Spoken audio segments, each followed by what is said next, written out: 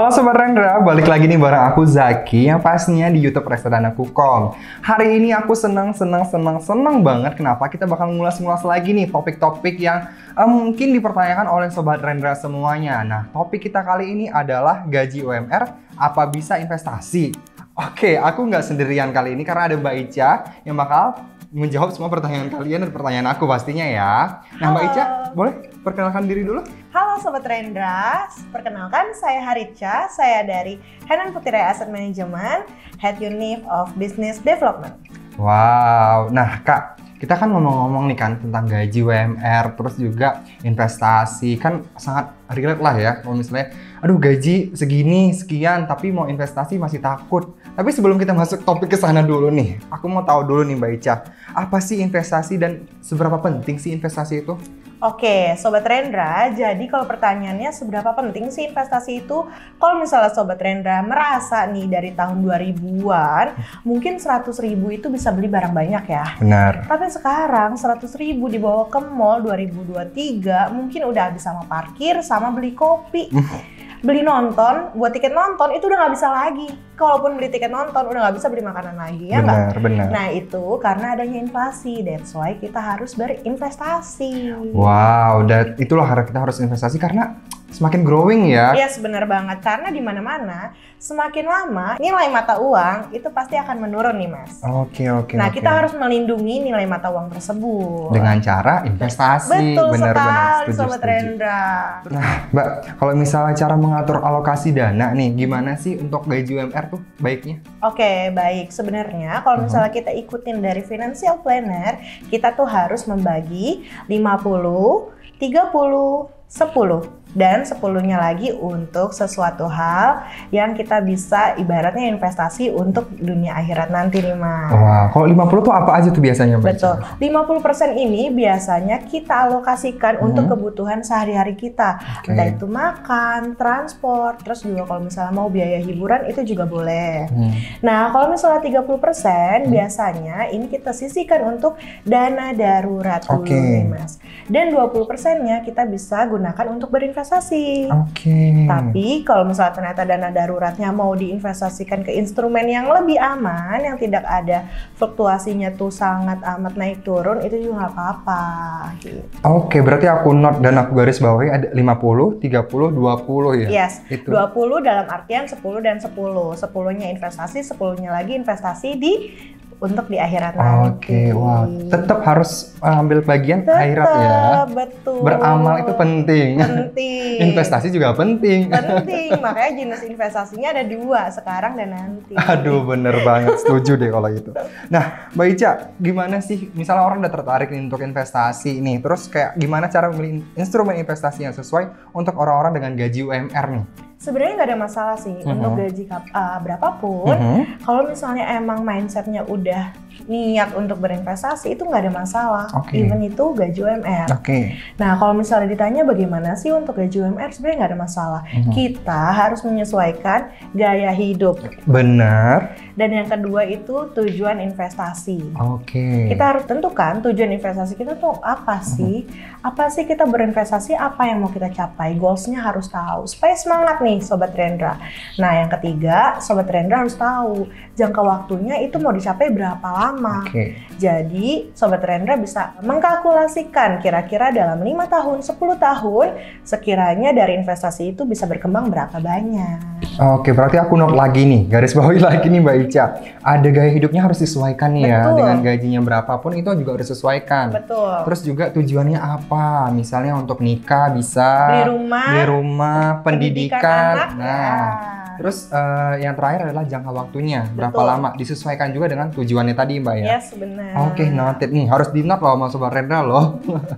Terus Mbak Ica, aku mau nanya lagi nih, kan reksadana tuh ada banyak jenis-jenisnya, boleh dirangkum nggak sih Mbak, apa ada aja? Oke, jadi untuk Sobat Rendra yang baru mulai berinvestasi, untuk reksadana investasi itu ada 4 nih. Pertama reksadana saham, reksadana campuran, pasar uang, dan pendapatan tetap. Ada 4 jenisnya nih. Ada 4 jenis. Itu balik lagi nih ke profil resiko Sobat Renda ya. Harus dipenuhi dulu profil resikonya kayak gimana, baru deh mulai investasinya. Oke Mbak Ica, aku mau nanya lagi nih. Ini kan pertanyaan banyak banget nih. Nggak hanya cuma gaji UMR aja yang pasti bertanya. Semua orang yang investasi reksadana pasti bertanya-tanya. Baiknya itu tuh investasi secara berkala atau sekaligus sih Mbak Ica? Oke, kalau dari aku sendiri, aku akan merekomendasikan untuk melakukan dollar cost averaging. Yang itu dilakukan secara berkala nih Sobat Rendra. Kenapa? Karena kita bisa menyesuaikan untuk mendapatkan hasil yang maksimal. Kenapa sih? Soalnya kalau misalnya market lagi down, ibaratnya harganya lagi murah nih. Tentu kita bisa melakukan top up yang lumayan banyak dananya. Soalnya untuk apa? Jadi di saat nanti market udah mulai bearish lagi, kita akan mendapatkan keuntungan yang maksimal. Jadi disarankan untuk melakukan dollar cost averaging. Oke, dari Mbak Ica berarti disarankan untuk DCA ya? Yes, betul sekali. Oke, menarik nih. Baik lagi nih Mbak, produk investasi reksadana apa aja sih yang bisa menjadi pilihan untuk Sobat Renda nih? Khususnya yang gaji UMR nih Mbak, apa ya kira-kira? Sebenarnya seluruh instrumen investasi itu oke untuk segala kebutuhan. Tapi balik lagi yang harus diperhatikan adalah profil resiko nih. Betul, jadi kalau misalnya ternyata Sobat Rendra itu adalah tipikal yang agresif, boleh banget untuk coba di reksadana saham. Karena untuk sekarang reksadana saham itu udah mulai dari 50.000, 100.000 itu udah bisa dibeli nih. Jadi kapan aja mau dicairkan pun bisa. Nah, jadi kembali lagi kepada profil resiko nih. Tapi ternyata kalau misalnya Sobat Renda ini adalah investor yang tidak agresif atau konservatif, boleh pilih reksadana pasar uang, itu sih. Kalau misal dari Henan Putire sendiri, apa aja sih produknya nih Mbak yang ada di Poems ID? Jadi kalau misal untuk di Poems ID, untuk Henan Putire Asset Management sejauh ini itu ada Ultima Equitas 1 untuk reksadana saham, reksadana HPAM Ultima Money Market itu untuk yang pasar uang, dan juga reksadana campuran itu ada HPAM Flexi Plus. Semua produk yang disebutkan Mbak Ica tadi udah bisa dibeli di supermarket Provence di Poems ID. Beli ya. Nah, aku mau nanya lagi nih Mbak. Boleh. Lebih baik mana nih investasi sekarang dengan gaji UMR atau nanti nih ketika gaji udah besar nih? No. Jadi kalau misalnya ditanya kapan sih investasi yang tepat, jawabannya tuh kemarin. Nggak ada. Iya, karena nggak ada waktu yang kayak aduh nanti deh, itu nggak ada. Karena untuk investasi itu bagusnya dilakukan sekarang juga. Karena kenapa?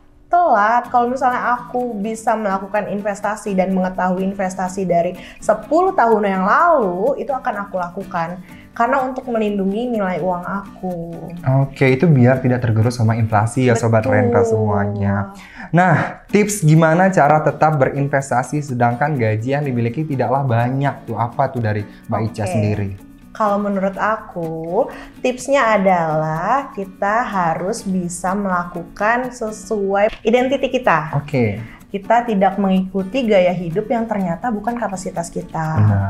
Dan yang kedua adalah mengingat lagi kepada set goals kita. Karena menurutku nggak apa-apa untuk sekarang kita irit untuk berinvestasi, karena nanti kita akan menikmati hasilnya. Wah, itu kata-katanya bagus banget tuh. Irit untuk berinvestasi tuh ntar dinikmati kemudian hari gitu. Tuh harus di-note tuh Sobat Renda semuanya. Semoga terketuk ya hatinya habis Mbak Ica ngomong gini ya, langsung buka Poems ID, langsung berinvestasi di reksadana. Bukanya di Poems, belinya Henan Putire. Setuju banget. Terus Mbak, terakhir nih, kira-kira apa sih saran untuk Sobat Renda yang masih takut-takut dan kayak masih enggan nih untuk berinvestasi, apa tuh? Jadi teman-teman, untuk yang masih takut untuk berinvestasi, teman-teman boleh coba dulu aja sedikit, mulai dari 50 hingga 100.000 untuk berinvestasi, karena semua reksadana ini dananya itu nggak masuk kepada Philip ataupun kepada Henan, tapi ada underlying-nya dan juga diawasi oleh OJK karena seluruh dana kita itu adanya di bank kastedian. Jadi dijamin aman. Teman-teman gak usah khawatir lagi, teman-teman harus mulai berinvestasi sekarang juga. Wah, sayang banget nih Mbak Ica, waktu kita udah habis, tapi tadi kita udah banyak banget kita kulas-kulas, kulik-kulik dalam-dalam tuh kayak gimana tuh. Jadi kita bisa paham nih kayak gimana yang gaji UMR untuk berinvestasi. Aku mau ngucapin terima kasih nih Mbak Ica udah mau di YouTube Reksadana Kukom. Terima kasih banyak juga untuk Philip untuk kesempatan kali ini. Semoga tipsnya bisa membantu Sobat Rendra di luar sana yang baru mau mulai berinvestasi. Oke, saya Zaki. Saya Haricha. Undur diri dulu dan sampai jumpa di YouTube Reksadana.com selanjutnya. Bye-bye semua. Bye.